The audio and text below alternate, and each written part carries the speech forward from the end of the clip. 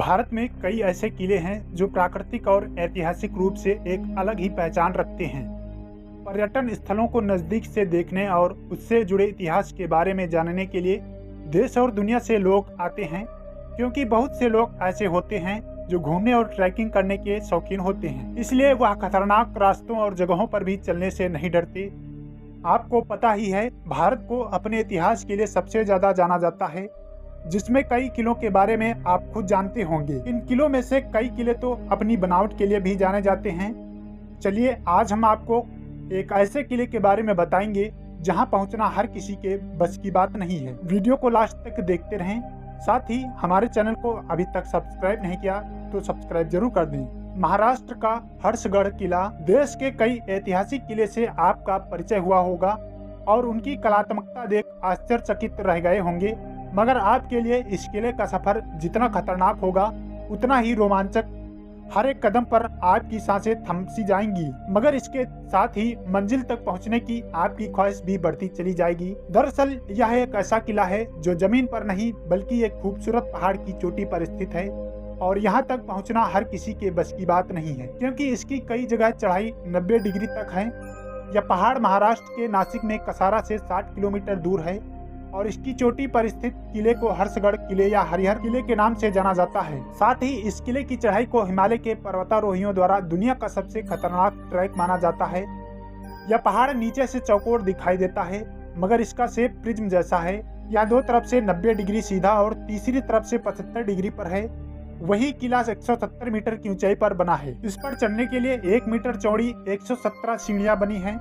इसका track chimney style में है। लगभग 50 सीढ़ियां चढ़ने के बाद मुख्य द्वार महादरवाजा आता है, जो आज भी बहुत अच्छी स्थिति में है।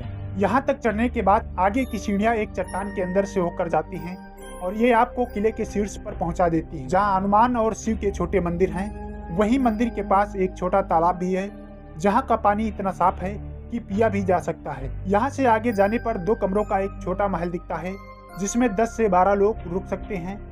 ट्रैक पहाड़ के बेस में बने निर्गुरपाड़ा गांव से शुरू होती है, जो त्र्यंबकेश्वर से 22 किलोमीटर और नासिक से 45 किलोमीटर दूरी पर स्थित है। इस पर सबसे पहले 1986 में डग स्टार्क पर्वतारोही ने ट्रैकिंग की थी, इसलिए इसे स्कॉटिश कड़ा कहते हैं। इसे पूरा करने में उन्हें 2 दिन लगे थे। कहा जाता है कि इस किले की स्थापना सेवना या यादव राजवंश 9वीं और 14वीं शताब्दी के बीच में हुई थी। उस समय यह किला गोंडा घाट से गुजरने वाले व्यापार मार्ग की सुरक्षा के लिहाज से काफी महत्वपूर्ण था।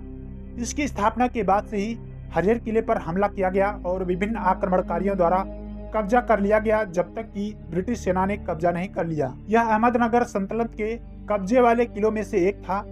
1636 ईस्वी में हरिहर किले के साथ त्रयंबक, त्रिंगलवाड़ी और कुछ अन्य पूना किलों को शाहजी भोसले ने मुगल जनरल खान जमान को सौंप दिया था। फिर वह हरिहर किला 1818 में त्र्यंबक के पतन के बाद अंग्रेजों को सौंप गए थे। यह 17 मजबूत किलों में से एक था। तब इन सभी किलों पर कैप्टन ब्रिग्स ने कब्जा कर लिया था। हालांकि किले का अधिकांश भाग समय की कसौटी पर खरा नहीं उतर सका, फिर भी इसकी संरचना प्रभावशाली है। वैसे आपने महल और दुर्ग तो कई देखे होंगे, लेकिन यह अपने अद्भुत इतिहास और अनूठी कलाकृति के लिए पहचाना जाता है। आपको बता दें, महाराष्ट्र में कई बड़े बड़े और रहस्यमय किले हैं, जिसमें से यह किला शामिल है। सभी किले से यह एक अलग है, क्योंकि यह ट्रेकिंग डेस्टिनेशन बना हुआ है। यह किला अपने समय में अपना ऐतिहासिक महत्व रखता था, लेकिन आज हरिहर किला समय के चलते इतिहास में गुम हो चुका है। दोस्तों, आप में से कौन कौन हरिहर फोर्ट पर ट्रैकिंग करने के लिए गया है, हमें नीचे कमेंट बॉक्स में लिखकर जरूर बताएं। और यह वीडियो अगर पसंद आई हो तो वीडियो को लाइक जरूर कर दें।